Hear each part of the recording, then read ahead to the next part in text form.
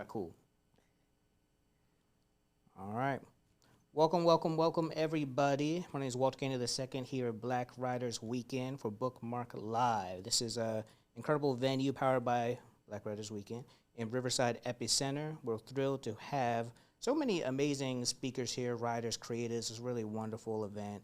And here with me, I have Diana, mess it up. All right. You got this. Today I have with me Diana Alejandrino. Alejandrino. Okay, I've been Perfect. practicing. I think I messed that Perfect. up too. Perfect. Appreciate you. That's She's an author, community facilitator, and writing mentor. Really does a lot of different things. Her work has been contributed in different places, both as an author. She's working with African Magazine Noir and many, many projects. We're going to dive into them all. But first off, thank you for being here. What's it like kind of being here at Black Writers Weekend? Thank you. Thank you so much for having me. It's absolutely amazing. This is my second time participating in such beautiful event. My first time was at a panel last year, and I got to interact with amazing writers and just discuss so much about what we do. So being here and actually doing a workshop was just like, wow, the community, the involvement, and just how beautiful everything looks. Like, even the setup is just amazing. So I'm really grateful. Yeah, we're in a new place this year too. Every year I've been involved, it's just like feels like we're always like upgrading into like a whole different venues and everything. But last year was really cool too because we had to get to be at a lot of different venues to celebrate some of the local businesses here in Atlanta. But this time we're here at Riverside Epicenter. So panel last year, workshop this year. What made you want to come back and actually do a workshop this time? Absolutely. So the first time during the panel, I received such beautiful support of writers that were there and had questions and wanted to initiate their writing journey. And I just thought to myself, why not actually show up and have more time during a workshop where I can talk about a little bit of my journey, but also include the aspect of wellness, because I like to say that our writing is a reflection of our inner self. And so the more that we heal, the more we connect with the parts of ourselves that need nurturing and love, the better our writing can be, right? The more that we can explore and allow ourselves to be creative. So I was like, let's host a workshop. That is such Yeah. like such an important workshop to do, that wellness piece. I don't think that majority of us take care of ourselves enough. I think we're learning the different ways to like what self care means for us in particular, not necessarily like a this is self care, but like what does it mean for us ourselves. So how do you what does wellness mean for you specifically? Oh, wonderful question. So I think I would like to start by saying that as a writer and creative, I like to call writer's block creative stillness, and that Ooh. is the way that I refer to my creative wellness, right? I think as though when we're experiencing a blockage with whatever that we're going through, to me, life is calling me to live more, right? Like creativity comes from the experiences that we have, the conversations we have with people, the things that we do for the first time. So when you feel a writer's block or creative stillness, for me, I'm being called to do something. Maybe I need to be under the sun a little more. Maybe I need to go take myself to the movies. You know, maybe I have to just separate from all the goals and the constant hustle of every day to take care of myself. And what does that look like? So to me, that is wellness. And wellness can be just as simple as napping. I think that we don't have to overcomplicate what wellness means to us.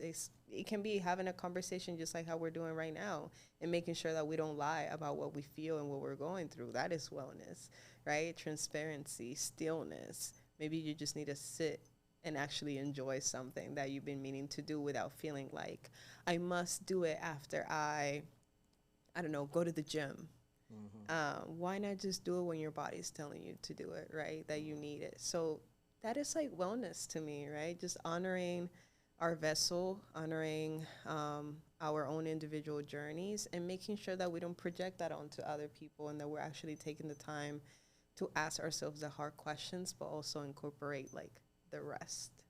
Man, okay, so it doesn't have to be like sitting under a waterfall. It could just be sitting down in Right. your kitchen. Right. Yeah. Okay, Yeah. I I love agree. that creative stillness. You said that's Yes. beautiful. Thank you. That's really cool because I think that's like the opposite of what we hear sometimes. It's like a push through and Right. keep going. It is. Yeah, and that's what's worked for me, and I love that a lot of people in the community have also resonated with the creative stillness instead of like the block. Yeah. Yeah, that's cool. Okay, so tell me, you didn't just like weren't born and like okay started writing away. Like what really got you into this? I know you immigrated to America at the age 9, but when did your like becoming an intentional writer or creator begin? Of course. Yeah. So I was born and raised in Dominican Republic. Actually moved to the United States when I was 13, and I didn't speak a word of English whatsoever. So that was a journey of itself, moving from a different culture and then incorporating into a new one, learning the language. And so when I was in Dominican Republic, I first started to write around the age of 9. But it was like quotes, like sweet romance quotes or thoughts in a diary, that Harlock diary from back in the day with the little tiny key. And it was just my way of expressing, right? My parents really created a safe space for me to do that. So I was able to also ask questions. Now, when we talk about when did I realize, wow, like writing really is transformative for me, and my voice has so much power in the stories that I am captivating about my journey. I would say that it was definitely after moving to the United States that I had to go through the language barrier and also the growing up fast, right? My mom still doesn't speak English, so I handle a lot of the medical calls, a lot of the things. It was like, you have to, boom, grow up. And so I was expressing my story through writing. And the more I did it, the more I realized, oh, wow, this is poetry. Like, this is a lot of rhyming going on over here. Like, what am I working on, right? And it became a safe space. It became a creative expression. It became the way that I capture my story.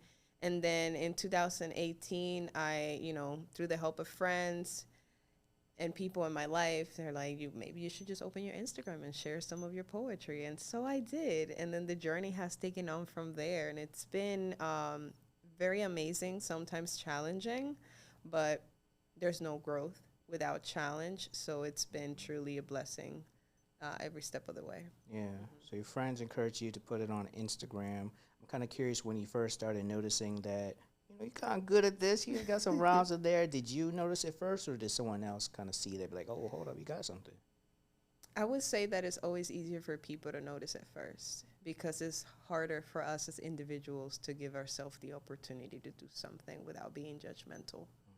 So I would say somebody else, just like how somebody else pointed out, you should open your Instagram because your poetry is beautiful, right? And then as the time went by and I came into terms with my voice, what is Diana's voice? Because there's so many poets, beautiful poets out there and writers, but I don't want to imitate them. I don't want to be like them. I can have inspirations from them, but what is my voice? How is that I write? And I think when I finally cracked the code of what makes me as a writer, it was more of the decision to continue to learn, right? And stay open. 'Cause I don't know everything about writing. We learn as we go. So that was like, okay, I got this. This is good, and I can continue to do good through my writing. Okay. Yeah. That cracking code process, how long do you think that took you? Oh, we still working on it, but the moment of okay, this is it for me, was that I was really going through a phase of judging my writing and comparing it to others, which is very normal for writers to look at somebody else and say, why am I not there? How can I not be there? I'm working so hard. So I was going through that phase of my writing isn't good enough. My poetry isn't good enough. It doesn't sound fancy enough. I'm not using all these words. And then I had to sit with the fact that, okay, Diana, you like to post short quotes, right? Sometimes you express yourself in shorter form. Sometimes you do it in longer form. Sometimes it's more of a message to the audience in a form of a letter. This is how you express yourself at the moment. And those who will receive it will do it with so much love. So why continue to change who you are to fit what you think somebody else would like to see, right? Or to match somebody else's writing style or audience when it's not my audience, right? So I just told myself, if it's just one person who says, thank you so much for posting this, I needed it, period. Okay. Yeah. I received that. Even if it was nobody, that is where the why comes from. Why do you do what you do? Which is something that I ask all my mentees. Why do you want to be a writer? Why do you want to be a podcaster? Why you want to publish your book? Because not everybody's going to love your work and it's going to support your work. So what happens when nobody's buying your book?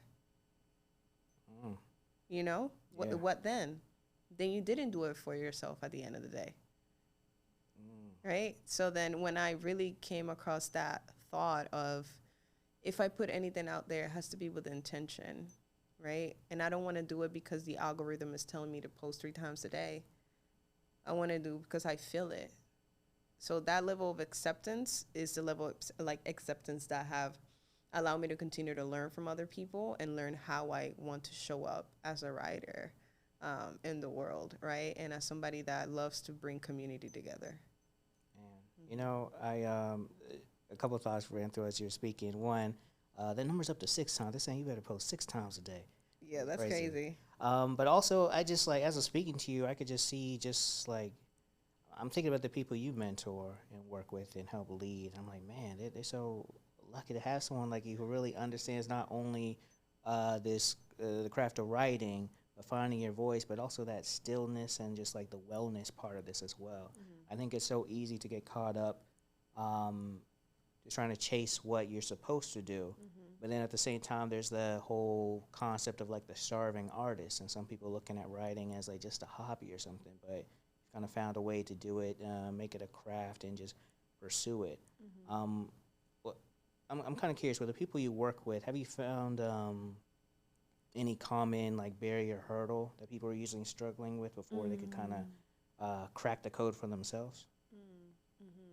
Comparison, which is the thief of joy. It's a big one.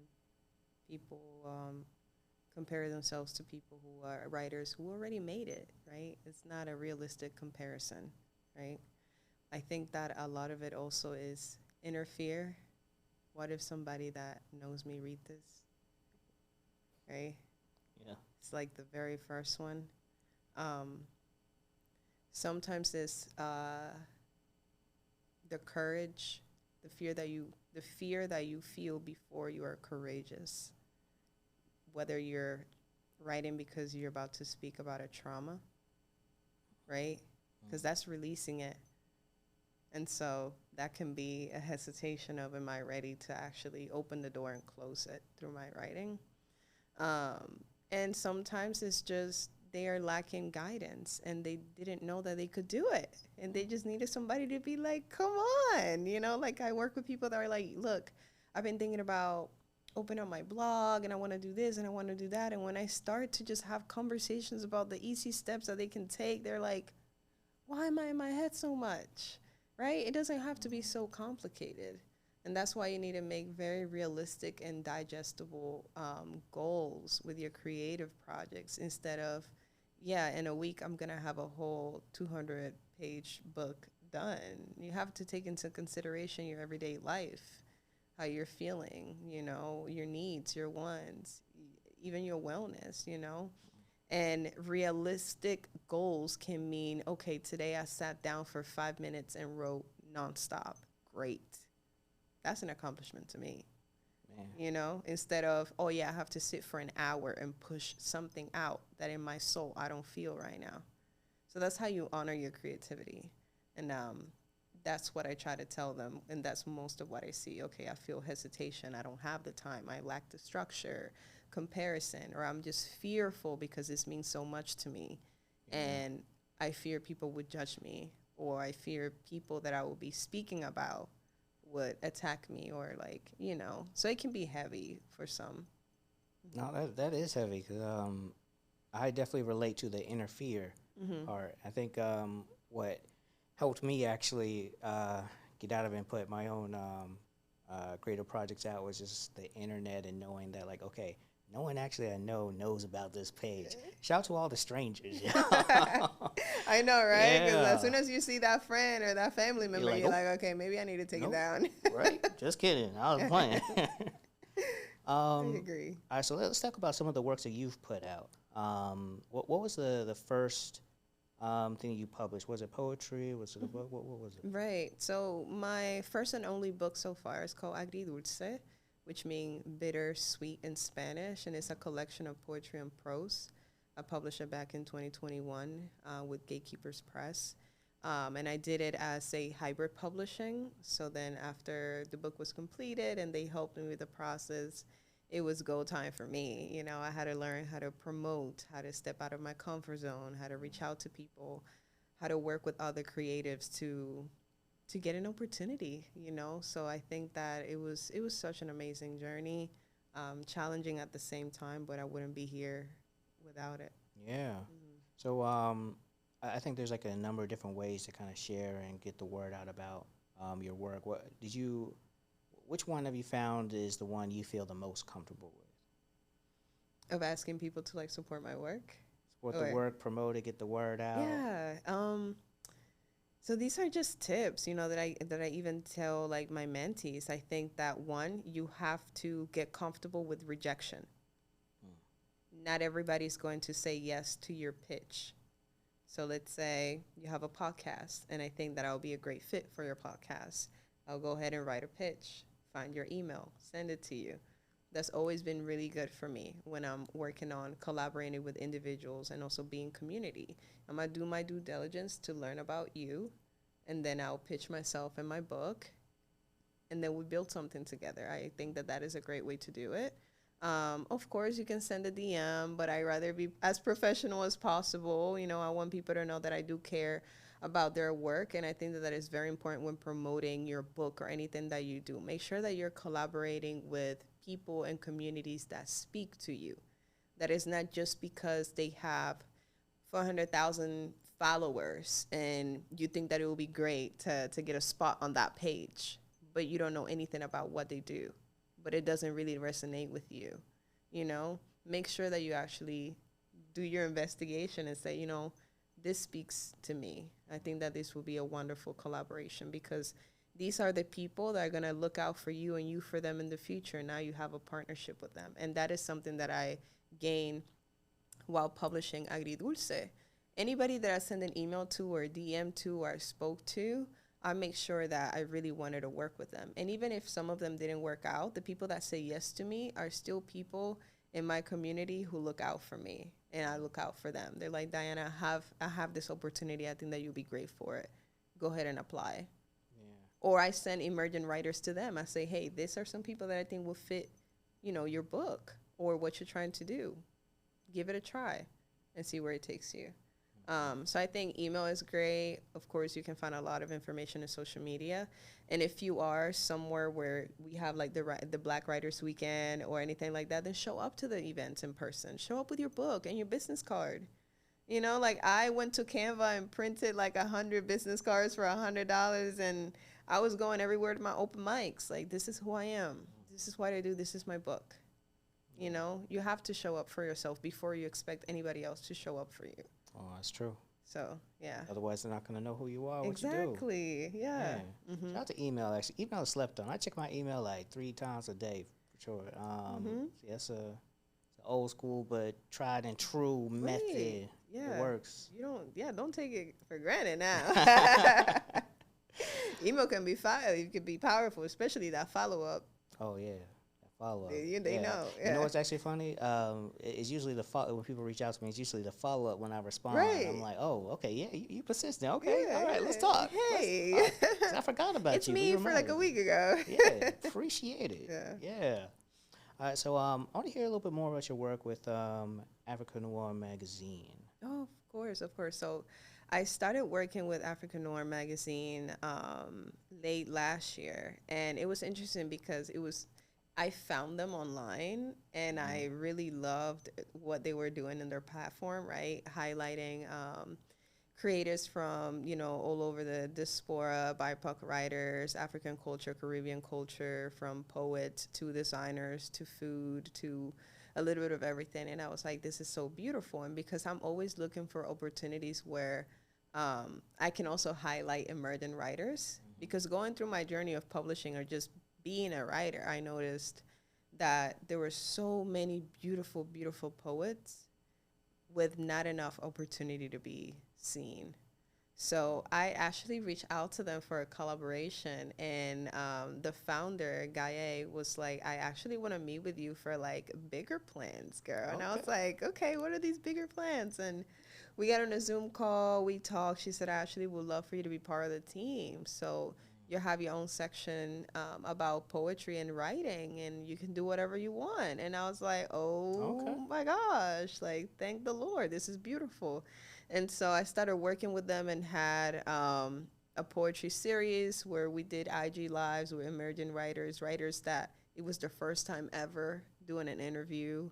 I did written interviews with them as well. And that was just so wholesome because it was just like, I'm able to give back to the community something that I was looking for when I started, and I thought that I wasn't good enough to receive. And now they have received it, even if they never published a book before or anything like that. I was just like, let's do this applications, let's select some writers, and we're going to continue to do the work. So it's been wonderful. There's a lot more ideas and projects happening soon. So I definitely would tell people to check them out online and reach out as well. They're a very wonderful community from all over, really. We have people who are in Africa right now, here in the United States. It's just beautiful and very diverse team.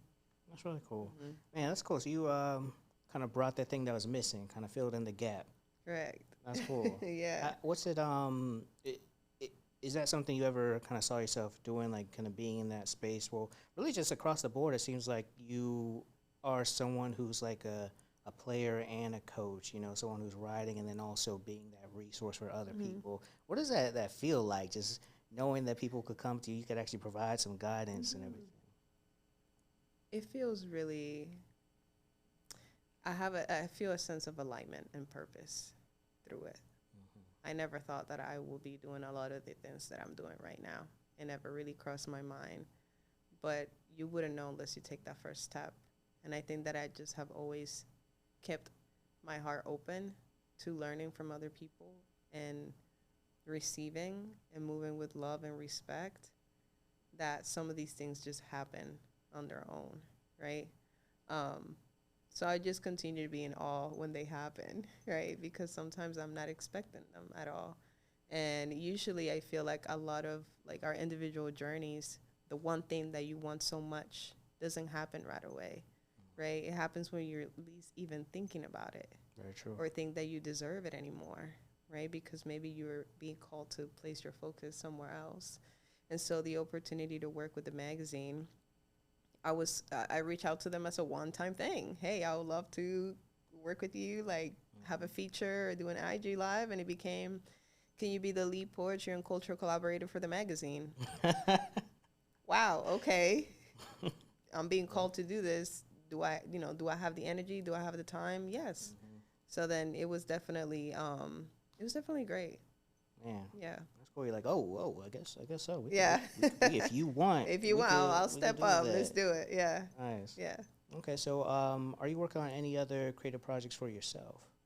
For myself, yes. So my second poetry and prose book has been completed already. So I'm really proud of it. My first one was a longer project, 162 pages. This one is right under 100. Really special, really free-flowing. I can't wait for it to be out. Then I'm also working on a nonfiction anthology.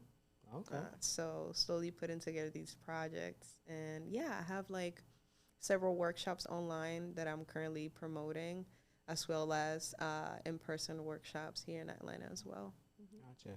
So with the poetry book you're working on, well, for anyone who's interested in poetry but never actually bought a book of poetry, what type of thing would they expect, like getting yours? Is it a collection of different stories and That's poems? a great question. Yeah, so Agridulce is divided into two sections, the sweet and the sour. At first, when I wrote the book, and put it together without breaking it into sections. I was like, oh man, people are gonna flip the page and it's gonna be something super healing and beautiful, and then on the next page is gonna be something super sad. And I was like, do I really want them to go through this journey like that? So I ended up dividing it, and what agridulce represents is all the types of emotions that we can feel as a human being, and how they're all often telling us what we need to do and what we need to reflect on. So I don't want to suppress or dismiss these emotions. It's really difficult for people to talk about the darkness that we all have within ourselves. And so agridulce contains both. It contains like the anxiety or the depression or the inner battle, right? And then it takes you through what that is, what that felt like, and the acceptance of several of these emotions or all emotions. And then it moves through the healing, right? And the healing and the love. And it doesn't have to be just romantic love. It is the inner love, like the outer love, like the love for people, the love for life, the love for nature, right? So it takes you to what that feels like in my journey, right? So it's what I get often from people is that when they read my book, they say, you must have been spying my life. You got cameras. Because they're like, this is what I'm going through, or this is really what I was going through, or wow, I've been trying to express this in so many ways, but now it's here and it's clear, and somebody else felt it, right? Sometimes the only way of knowing that you're not alone in how you feel is by talking to somebody else, and they're like, I actually felt like that last week. And you're like, oh, so I'm not crazy. Like I'm just figuring life out. So I think that is agridulce, it's a journey of emotions that allows you to say, okay, these were temporary and I learned from them. And what did I learn from them? And now I have to continue to move forward into finding out who I am in this world, right? And how I can continue to embody love and joy and rest in my life, right? So yeah, that's agridulce. So I think people would really love it. Agridulce. I was butchering the name of that book before, and actually during this was part of Agridulce. But that's such a beautiful. Then you said bittersweet or sweet. Bittersweet, yeah. Bittersweet. Mm-hmm. Yeah, that's really beautiful. Do you think so? Getting that reaction from people, do you feel that aligns with your why, or is it's just another great feeling? Oh yeah, such a great question. I think it does. I think it does, because that means that my authenticity is speaking for itself. If I would have kept out the poems that I really wanted to put there, then I would have been moving with fear. And then people would have never been able to say, wow, this is what I was feeling, right? So the fact that I listened to my voice and I did it for myself to close a chapter in my life, and that this actually ended up being something people received, yeah, it goes definitely aligns with my why. Right? Because imagine if I would have not, out of like complete fear, said, oh no, somebody is going to read this again, and then blah, blah, blah, blah, and I'm not going to put it, I'm going to leave it out, then it wouldn't have been the same. Mm-hmm. Yeah. Man, if you would have pursued like a spy novel or something instead, Right. which I'm sure you could do it. Yeah, maybe I'll write some fiction. Who knows? Yeah, let me know. I'll be ready. I'll start on the TV adaptation. I'll be the extra. Oh, that would be pizza. fire. You got to write in a pizza delivery person. Okay. I got that down. Okay. Yeah. Plotting. We're plotting. Okay. We're ready. We on. Ready. That's beautiful. Is there anything else you would like to share with us before we wrap up? I know there's a lot of things going to that. I don't want to keep you. So. Yeah, no. I would love to share that I created a space online that is called the Creative Writing Hour, and we meet via Zoom twice a week, Thursday nights and Sunday mornings. So this started in January. I wanted to create a space for community to come together and work on their individual projects, and have a section at the end where we can discuss what we just worked through or any challenges that we faced. And it's been so magnificent. I was so scared to do it at first. Like, I was like, nobody's going to sign up for this. I don't know. And in one day, I literally had like 50 people send me their emails, and it's grown to like 200 people on the mail list. And it's a wonderful space. I think it's a very healing space, and very diverse. You have people from all over the United States, from California. You have dads, you have moms show up with their kids, and they're working for that hour, and we share together. So I think it's been an idea sent from God, like just to bring people together. It's free. So anybody that would like to follow me, there's a form on my Instagram link. All you have to do is click on it, put your name, put your email, then I'll add you to the list. And I usually send like the link on Wednesdays and Saturdays for you to join. And you just bring your projects. You don't have to be a writer. You can be a screenwriter. You can be a podcaster. You can be a painter. You can just come in here and say, I just want to journal in community, and then talk about what I journal at the end. So there's no limitations as to what type of creative you have to be part of it. You don't have to be a poet. But we discuss a lot of different topics at the end. So I'll definitely suggest people to tap in with that. I love that. And where can everyone follow you so they can tap in? Yes, of course. So Instagram, Diana Alejandrina, and I'm sure that when it's typed on the podcast, it'll be easier for people to find me. But that is on Instagram. That is on my website on the internet. You just type my name and you'll see everything come up. Website, Instagram, anything. So, yeah. Okay. Well, thank you much for your time. I might have to check that out because just the energy you give off is so like welcoming. It's like, okay, yeah, I need some of that. Thank yeah, you. so I love that. And also thank you everyone for tuning in. Thank you to our amazing sponsors, Afros and Audio, Ike Ocean, Amazon KDP, All Americans Vote, Delphine Legacy Media, and Riverside Epicenter. Your support means the world and makes this all possible. Also, if you're following or listening, watching, make sure you follow Black Writers Weekend on Instagram, at Black Writers Weekend. Use the hashtag, check in with us. My name is Walt, and thank you for tuning in. All right. Yo, at like 2 minutes, I was like, okay, we got enough time, but it's so easy to talk to you. I forgot. I was like, oh, shit.